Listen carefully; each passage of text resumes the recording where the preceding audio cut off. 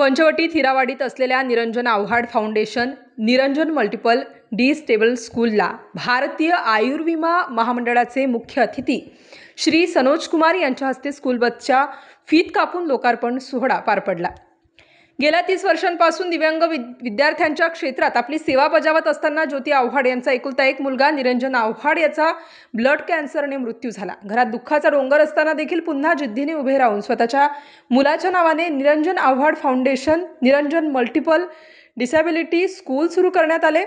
विशेष म्हणजे लोकवर्गणीतून 3 विद्यार्थ्यांपासून ही सेवा करत असताना आज 40 दिव्यांग विद्यार्थ्यांचा सेवा बजावत आहेत। अशा या कार्याची कुठे ना कुठे दखल घेत असतात। तसेच भारतीय आयुर्विमा महामंडळ यांनी यांचे कार्य पुढे ठेवण्यासाठी 20 लाख रुपयांची स्कूल बस देण्यात आली।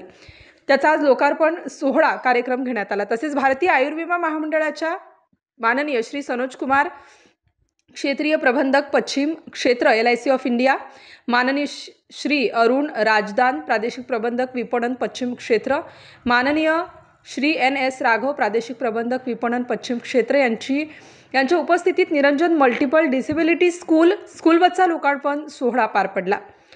तसेच माननीय श्री सनोज कुमार मुंबई निरंजन फाउंडेशनच्या संस्थापिका ज्योती आव्हाड यांनी पुष्पगुच्छ देऊन सत्कार करण्यात आला। माननीय श्री अरुण राजदान मुंबई यांचा सत्कार निरंजन फाउंडेशन अध्यक्ष प्रकाश आव्हाड यांनी केला।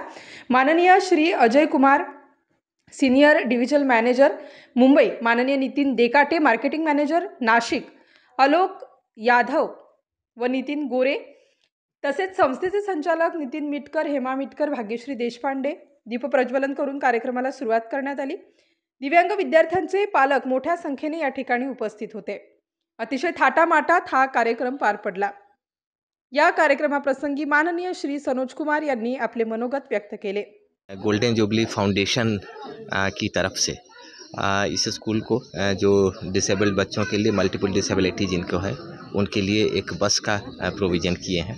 और इनकी इच्छा थी, इनको ज़रूरत थी कि बच्चों के ट्रांसपोर्टेशन के लिए आने जाने के लिए एक बस चाहिए था।